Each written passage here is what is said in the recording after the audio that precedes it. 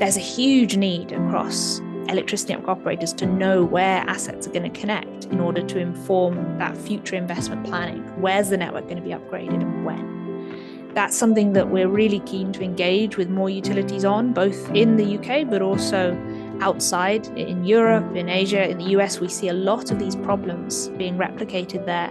Massive grid constraints, difficulty planning where connections are going to appear in the future. And there's a lot that can be done around using collaborative tools.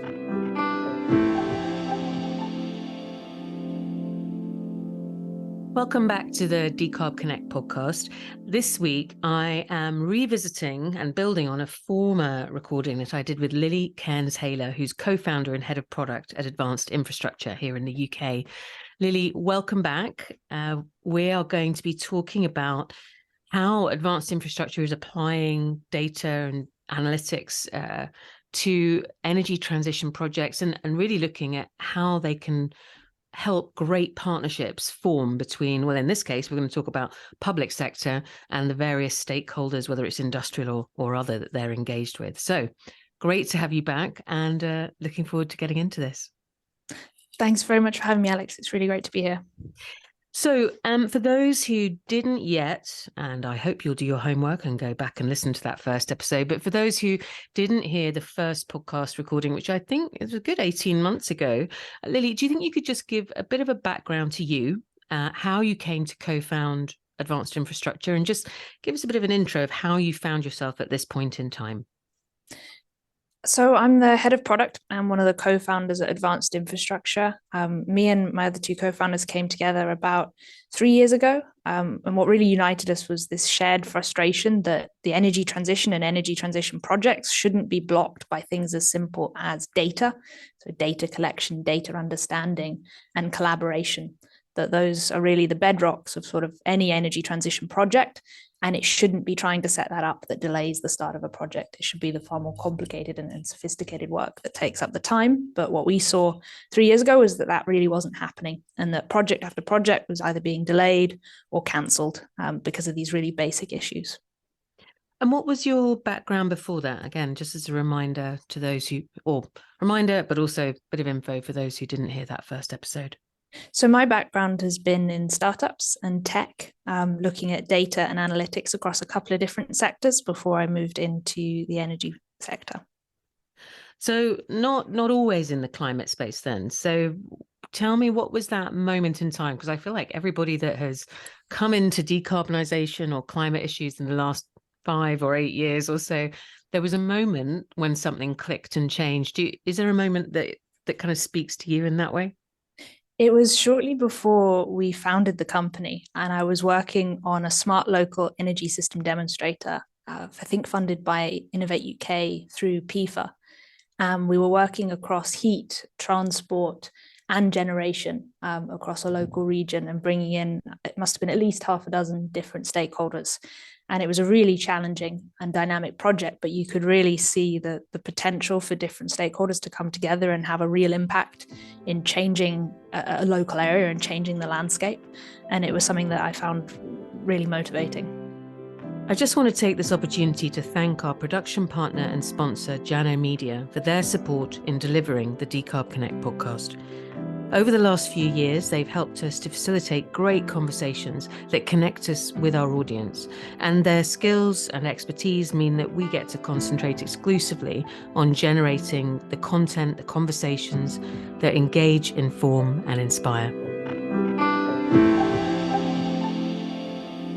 What we're going to talk about today is kind of a fast forward a few years, but exactly that issue of how do councils or local governments work well with the stakeholders around them so that we can see these big step changes in the energy transition. So let's have a look. We decided before we came on air or in our prep call that we were going to focus on this particular project that you guys are engaged with called Project Resop. I wonder whether you could just give a little bit of the background to that. And then what we'll do is sort of take a step back and look at what are the barriers for whether it's councils or industrials or other parties in these sorts of projects that can either delay or cause challenges to kicking off a sizable project. But let's give the background first. So what is Project Resop? So first, to give a bit of background to what we're bringing to the project, this sort of challenge I talked about, data access and collaboration, what we ended up designing as a solution to that was a SaaS-based solution. So a SaaS solution to what had traditionally been a consultancy-led initiative. These energy transition projects traditionally are consultancy-led. But if we're going to transition 300 plus local authorities, place hundreds of thousands of assets, we need a more scalable solution. So what we designed was a platform called Local Area Energy Planner Plus, which is a geospatial piece of software. And that basically just means where is the stuff and where should you put the stuff, if you were to put geospatial in layman's terms. And what we use that to do is to help many different organizations understand what their current baseline is in their area or across their buildings, and look at options to either site heat technologies, so heat pumps, district heating, transport for EV charge points, or really any number of different initiatives, retrofit being one that's really important. And it's that solution, Leap Plus, that we're deploying as part of Project Resop. Apologies for all the acronyms, but Resop stands for Regional Energy System Optimization and Planning. And it's a network innovation allowance being driven forward by Scottish and Southern electricity networks. And it brings in ourselves as the mapping tool provider and 3 different local authorities, Dundee City Council, Perth and Kinross, and Oxfordshire County Council, as well as consultants Arup, to really bring together as many stakeholders as we can to test and drive how we can do local area energy planning in a more collaborative way that's more cloud-based and that's digital. Okay. And then for those who either do know the UK or don't, I guess there's kind of an interesting point there, in that this is taking into the group councils that are not all in the same geography. So obviously Oxfordshire is some distance, at least in UK terms, from the Scottish entities that you manage. So how does that work in the scope of this project? What's been really interesting in this project is the way we've been able to bring in lots of different local stakeholders and lots of different types of local authorities. So we've got rural, we've got urban, we've got combined authorities, and we've got really a whole range of stakeholders within that. We've got heat and waste plants, we've got large industrials, huge energy consumers, and a variety of different sorts of resident groups, all of whom need to be consulted in these sorts of energy transition projects. And what's been really valuable is to have that slice, that cross section of local authorities from different areas, as you say. And the thing that kind of ties it all together is across all these 3 authorities, the network operator and the gas network operator are the same. So Scottish and Southern electricity networks and SGN gas network operator are supplying all of the regions, which has helped bring it together in quite a nice way. Okay, well, let's then take a step back. We've got the background to the project, but let's sort of imagine you're now some months before that project has even coalesced. What are often the barriers for clients, whether they are councils or utilities, in actually trying to deploy or even get their hands around what an energy transition project might look, feel like, what its targets might be? So sometime before Project Resop, there are all these motivated parties, but yeah, what were those barriers that they were initially facing? I think we really can't underestimate and under sort of emphasize the scale of the challenge that there is for an energy transition that's fair, that's equitable, and that really considers the energy system as a whole system transformation. And for those who don't know the term, but whole system can mean many things, but effectively it means bringing in gas, water, electricity, residents, and a range of stakeholders to really cover a fair spread of the entire system. And the challenges are enormous. There are many, but if we were to sort of split it into the 3 core ones, I would say that's funding, first and foremost. You can't really get around that one. The next would be collaboration. I mean, we're dealing with stakeholder groups and partners that come from very different backgrounds. The language spoken by a network operator is radically different to a local authority. And then your third cluster of problem would be around site identification and triaging those sites. So that's a process that can involve either scanning a whole region to look for areas that might be best suited to on-street EV infrastructure, charge points, essentially, or it might mean other sorts of feasibility assessments. And those can take months and months and months if you don't have the right sort of data and collaborators on board. So those are the three kind of buckets of core challenges that we seek to address. And so how do you and the team at Advanced Infrastructure play into this? You know, if, I remember when we were having a chat about this episode, one of the things you were saying is that it's not simple work, but it's simple in the sense the kickoff is how to prioritize, your word, how to triage what is needed, but also what is possible. So how do you do that? So what we do is we bring in the data that's needed to do that sort of site identification, that cost benefit analysis assessment, and to bring in the data from all those different stakeholders into a common digital workspace. So a place where you can invite your large local energy consumers to log in, view data that's relevant to them, and contribute their thoughts on their decarbonisation initiatives.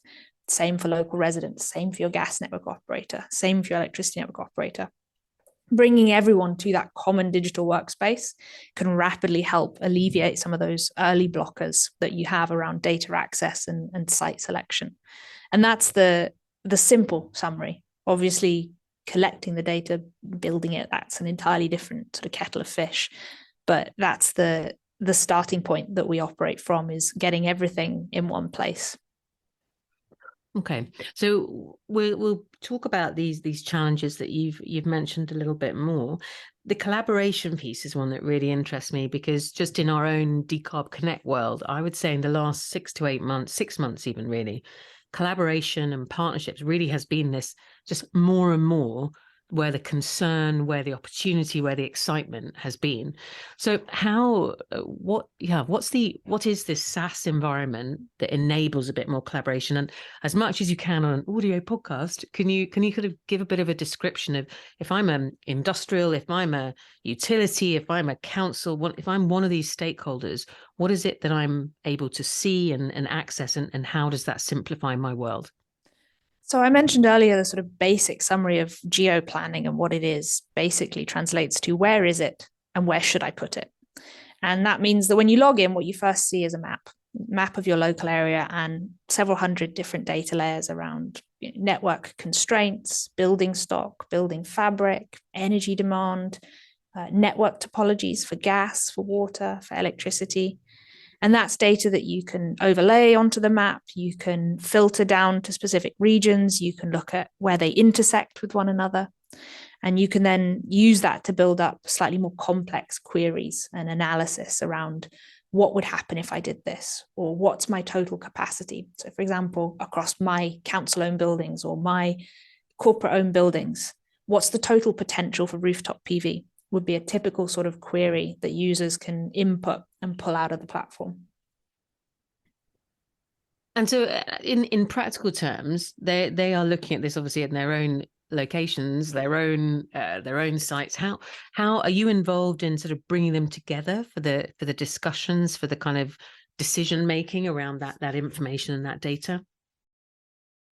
Absolutely. So as I mentioned, Project Resop, we were brought in by the electricity network operator, but we've also brought in the gas network operator, the water network operator, and quite a variety of local authorities or municipalities that can come in. And we're really trying to drive forward that type of engagement, and not just with those core stakeholders, but also with the wider body of stakeholders. So local residents, local large energy consumers, local corporates, local industrials, all of them really need to be brought in to consult and engage on a dialogue around what is the energy transition going to look like for this local area? Because there's a lot of choice, and that really needs to take account of local needs and place-based considerations. I was struck in our prep call by something else you said as well, because I think I had made some assumption that, you must be doing consulting as well as this SaaS-based approach, and you were quite firm that was actually specifically what you were not. That's not the goal. Can you speak to that a little bit more? Like, why was it so important to you that it didn't just become just another consulting product? Fundamentally, the energy transition cannot be driven by consultancy alone. there simply aren't enough consultants to do that. Whilst it might be fantastic to have a skilled organization that can guide either a corporate or a municipality through the process, there isn't enough financing, there isn't enough resource. Even if you had all the money in the world, there aren't enough consultants, and there's definitely not all the money in the world to drive the process forwards that way. So there's going to need to be really quite a radical shift compared to how energy transition projects and early demonstrators have operated, which have been very consultancy led, into a process where we have software applications and data on demand services that enable certainly the feasibility aspect of projects and perhaps some of the implementation to go ahead before consultants come in later on to add value, really where the modeling becomes too complex for automation or too complex for a software solution. What we want to do is empower organizations to drive forward planning themselves, to keep that cost down, and to really unblock issues that don't need the skills of a consultant to come in and solve, that are maybe not actually the best use of a consultant's time. But then perhaps to set them up for a kind of more sophisticated conversation when that level of consultancy would add benefit. Exactly. It's always better to bring someone in once you've got a rough idea of what your local area looks like and what different decarbonisation pathways you might want to take, either as a business or as a municipality. Okay, well, next question or kind of area discussion. I remember, again, in our prep call, you said something that really has stuck with me, actually, and I've been shamelessly using this phrase a lot ever since, which is awareness follows money. What we were doing was talking about the nature of incentives that are obviously intended as a major benefit, a major boost, but that can sometimes also hinder the right kind of focus. I wonder, can you just speak to that a little bit? What was it that you were really getting at when we talked about that, and why is it significant in this case? It's very true that awareness around what is feasible within local energy planning or an energy transition very much follows financing where it's available. And that's brilliant in some places, but it can be a real problem, particularly if you want to look at a whole systems transition. So when you have technology-specific funding, say public funding, like the on-street residential charge point fund or its replacer, the Levi fund, that drives an enormous amount of resource into siting EV charge points, which is brilliant. We need 300,000 EV charge points by 2030, and we've got about 40,000 now. We need to drive resource there. But that resource is focused in one technology area. Whereas if we're going to have a fair, equitable transition, one that takes account of the strategic opportunities there are around many different technology vectors, we need that awareness to go beyond single technologies and beyond single funding streams. And there is no funding stream at the moment for a sort of whole systems approach. That approach has to be driven by organizations themselves. And that's really difficult to do when there isn't a funding stream available, either private or public. Okay. All right. Well, something else that's been in the news recently a fair amount, and again that we had touched on in our prep call, is this whole issue of grid constraints, which I suppose, I don't know why it sort of seems to get such a secondary focus from people, because obviously our ability to tap into the right sources of energy, the right sources of clean energy are obviously essential. But what's the reality of what you are seeing through either Resop or the other work that you're doing? How are grid constraints really impacting the energy transition? I don't think, again, it could be underestimated how much of a challenge grid constraints is going to be. Our energy system fundamentally was designed for large-scale generators to be connected at the transmission network, not at distribution. But what we're seeing now is we're moving from dozens of large-scale generation projects to hundreds of thousands of assets being connected in people's homes, on streets, and from businesses. And that causes an enormous problem because the distribution network wasn't built to handle it. Fundamentally, there is enough power in the country, but you've got to have enough capacity in the cables and the substations to distribute that power. And what that means in practice for businesses and for municipalities, and occasionally residents as well, is you'll find that you've identified your strategy. You've come up with what you're going to do. You're going to put in a heat network. You're going to put in charge points. And then you come to doing an application to your network operator. And it comes back with a whole load of red tape. the network's constrained. It's going to take years for there to be investment to improve it. And that can knock on to projects getting cancelled. And in our experience, around 30 to 40% of all energy projects get cancelled after that DNO, the distribution network operator's response, comes back, either because the cost to connect is too high or the time delay is too much, and it renders the project non-viable. Now, it's really easy to sort of point the blame at network operators and say, oh, you should be making capacity available and you should be upgrading the network. But the reality is it's billions and billions of pounds that's going to be needed to upgrade that network over the next several decades. And we've got to find an optimum balance that takes account of the evident need to connect low carbon technologies to the network, whilst balancing the investment that's needed to upgrade the network. So, for example, one of the things we're doing through Project Resop is working with SSEN, Scottish and Southern Electricity Networks, to make that constraint data more transparent and available to users of our platform, so that they can simulate what would happen if I added these charge points, what would happen if I added these heat pumps. And you can start to see that sometimes micro adjustments in siting, moving it to one side of the street or another, can lead to substantially less impact on the grid. If it's one cable that's constrained and on the other side of the street, there's loads of capacity, or one substation or another. And there's lots that users of the platform and consumers can do to adjust either the site design, maybe adding in flexibility or co-locating with other technologies, or just micro adjusting the location of the site, that can lead to much better outcomes for the network operator and also for consumers, and really get things connected to the network much faster. Yeah, I can imagine that kind of whole process of demystifying what's possible and demystifying the impact is also, it's not only good for developing a project, it's about speed of decision making, quality of decision making, isn't it? And ultimately, when you're trying to engage different parties who all have a slightly different view on what the point is or what the purpose of what they're doing is, it's also keeping everyone engaged. Like if things are being permanently slowed down or put on stop, that ultimately can fracture collaborations anyway, can't it? So yeah, fascinating to sort of imagine how that kind of ability to model that kind of data really has such a wide impact.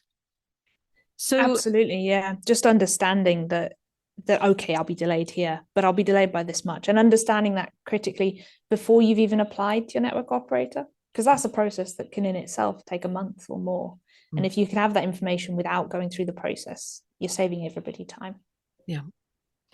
So probably the most common, or most, let's just stick with common. Most common question that we get from industrials and other parties is, how are we going to quantify both the CO2 impact of a given course of action, but maybe more importantly at the moment, the cost. Now, cost and funding, I mean, there, as you said at the beginning, there is no getting away from the size of investment that even relatively basic projects require. So what's your sort of thoughts around this? How do you talk clients through this kind of quantification process, both of what the CO2 impact of a given course of action is and the relevant costs? High quality assessment is what we try to recommend our clients to do, whether they're corporate or municipalities or utilities. There's a lot of different tools and services out there that can help quantify carbon, and that's because the market's demanding it. Not all of them are of equal caliber. So being sure that the provider you're going to is using high quality data is really important. In terms of what to do in that process, the first thing is to establish your baseline. So how much energy are we using now? How much CO2 are we producing now? And then to move on to how can we actually start reducing that, and to build out a decarbonization pathway. And then at the end of that, you will have residual emissions. Some businesses may be quite substantial residual emissions that are hard to decarbonize. And that's where you then look at, okay, how can we buy high quality offsets or high quality energy attribute certificates or GOs to reduce those, to offset, those final hard to decarbonize emissions. What we would typically do with a business or a municipality to take them through that process is to use a model of grid carbon. So we look at, in our business, we kind of unusually look at half-hourly grid carbon. So the carbon intensity of power at about 8,000 different nodes of the grid. So we'll be looking at carbon intensity either local to your area or local to the business, and use that to build up a 365-day, 24/7 picture of your CO2 as it moves through the day and as it moves through the year. We'll then look at what would be optimum for decarbonizing in that area. So, for example, if you have a very high spike in grid carbon around midday, you have an excellent opportunity for rooftop PV. Whereas if you maybe have a higher spike towards the evening or the latter half of the day, there's more of a business case for storage, potentially wind. There's a lot of different options that you can get to, and you can really start to optimize the impact and ensure that you're getting the highest decarbonization benefit for your investment and for the finance that you can put into it. That's sort of a high level overview of the sorts of things that are possible once you get into the data, but it is always possible to maximize that reduction in CO2 for the investment that you've got, which may not be massive, but there's always possible to make some substantial changes once you've got an idea of what that baseline is and what your opportunities are. Is it possible to use Resop as an example? So is I'm not sure what stage you're in actually in terms of determining the optimum bundle of projects or investments, but is there a way of looking at that project and pulling out some examples? Yeah, absolutely. So across the local authorities, the municipalities that we're working with there are lots of different stages in their energy transition planning. But the first step for all of them has been to try and understand what that baseline is. So to do that, they and us have brought in data, for example, from BEIS, now DESNZ, on energy consumption across gas and electricity. And then we've brought in data, or our data partners sometimes have brought in data around potential to decarbonize. And that's a sort of quite an airy phrase, but what we take that to mean is something quite concrete. It's at the building level, across all residential buildings and all commercial buildings and all council-owned buildings. What's the opportunity for low carbon technology deployment and retrofit? So which buildings don't have insulation? Which buildings could support heat pumps, and which ones also crucially can't, perhaps because the site layout is just simply unsuitable? Which ones could support photovoltaics, either on the roof or maybe in associated land parcels? And what would be the generation capacity? And making all of that data available as data layers that can be interrogated and queried starts to help build up a picture of what's possible. And that's something that we've worked on across the 3 local authorities I've mentioned, but perhaps particularly with Oxfordshire, looking at, for example, Oxford City's current baseline and their opportunities to decarbonize, and looking across, okay, what potential across the next 20 years do they have across different technologies, which enables planners to start to make decisions about how they're going to invest and how they can optimize deployment across retrofit, heating, and generation technologies. Okay, so that's how we start piecing together this concept of the optimum bundle. Then brings us back again to this issue of the money. So you then have this great idea, this great set of systemic pieces that you've put together into the ideal bundle, and of course someone then goes, well, okay, but where's the money going to come from? And there is a gap between public intent and private financing. So I know that you are not the money woman in all of this, Lily. I get that, but I'm interested in what your perception is of what's the breakthrough going to be, do you think? What needs to happen to really see that switch from enabling, relatively complicated multi-party projects like the one you're talking about to then move more quickly, more seamlessly into the financing stage? There's a real gap, I think, between municipalities currently and their access to private financing, because ultimately the energy transition will have to pay its own way. And there is revenue to be made in that process, in some areas more than others. But that's going to need to come in, and there's going to need to be substantial private financing. At the moment, it's impossible to get financing for a whole systems energy transition, but it is possible to get financing for technology-specific projects, heat networks, heat pump rollout, for example. much less so in retrofit, but potentially in future we'll see that come in, and we're going to need to see finance come in somewhere for that. But what can be done, I think, to support that access to private finance is to help public organizations understand the language that investors use and the business case that investors need to see around a project and a proposal before they actually come in and invest in it. Because if as a local authority you're used to responding to perhaps public finance, which a lot are, there's a big gap and there's a big jump to take when you start looking at private finance and private funding. And how are you seeing the clients that you're working with now? Like, are they, I guess, are they grabbing hold of that, or is it still somewhere in the distance and not something that's perhaps, on the agenda right now? It's on the agenda, but not at the scale it's going to need to be. It's something that is being talked about, but it's not something that is coming through at anything like the velocity that's going to be needed. Okay, well, thanks for taking us through both Resop, but also those kind of key points, really, from working out what the right kind of approach across an integrated system are, through to this whole issue of how do you get the right bundle together and then the right financing. I mean, there's a lot that still needs to become habit, isn't there? There's a lot that needs to find a kind of set pathway, I guess. But obviously we spoke, I think it was about 18 months, 2 years ago, something like that, when Advanced Infrastructure was a much younger company. You've obviously come some way. So just as we now wrap up the conversation, tell me a bit about your plans. What's next for Advanced Infrastructure? And what do you see happening in the next sort of 2 to 3 years for you guys? Yeah, it has been a big change since we last spoke. I was remembering our conversation last time when I think the company was about 7 or 8 people. And we've now grown to 30, split across a couple of different countries. So it's an exciting time in the business. In terms of our ambitions, we've been really glad to see that those problems that we picked up that motivated us to start the business, this issue of just basic data collection, basic collaboration, basic blockers that were stopping projects, that using digital solutions can alleviate that. And that's been really rewarding to see that assets and infrastructure actually go in the ground faster for corporates and municipalities, and indeed utilities as well, because through the platform they can get visibility of where that investment in grid constraints is going to be needed.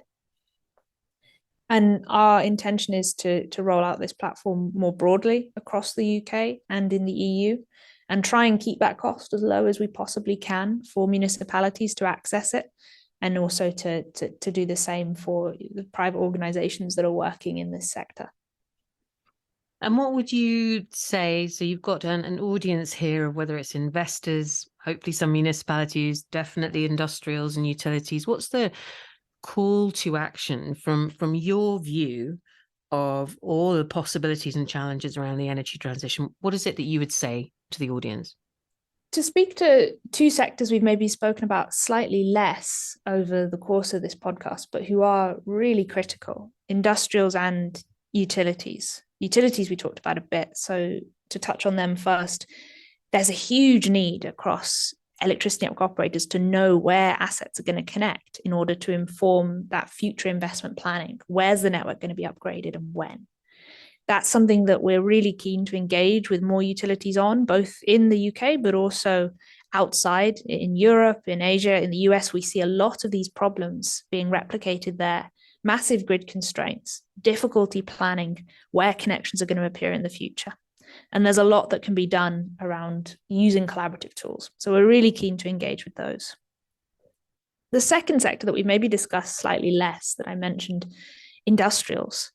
Industrials have a huge role to play in energy transition planning, and they often get missed out in local area energy planning. And local energy planning is specifically the term used to describe energy planning that is driven by municipalities and local authorities in the UK. But in reality, industrials and commercial businesses are really going to have a central role to play in how far a local region gets on that route to net zero. It's something we've worked to bring in. We've worked with heat and waste plants. We've worked with large energy consumers to bring them in to start sharing their decarbonisation objectives, their challenges with their local municipality, and start figuring out ways they can work together to make it easier to decarbonize, to make it easier to get in, say, the EV infrastructure needed to transition a corporate fleet from where they are now to either EVs or, who knows, maybe in the future hydrogen. And it's really important that interaction happens. So we do work with municipalities, but we also work with corporates, because the way we see it, they're really critical to that decarbonisation effort. Even for industries that are hard to decarbonise, there's still a lot that can be achieved through that engagement and whole systems collaboration across private sector and public. Right. Well, I mean, always a pleasure to talk to you, Lily. I think it's been really fascinating to see how you and the team have scaled, and also how the product is maturing and shifting as well. And I'm sure there's a lot in what we've talked about today, both in terms of access to good data, collaborative environments, and the ability to model together. I think there's a lot there that will benefit both industry, public sector, as well as the utilities landscape. So thank you very much for joining us. Thank you very much for having me, Alex. Great to be back. At Jano Media, we recognise that great content has the power to create impactful and positive change for lives and society. Whether that's video, live streams, photography or podcasts, partnering with us will enable you to harness the power of content to engage, inform and inspire. Reach out to us today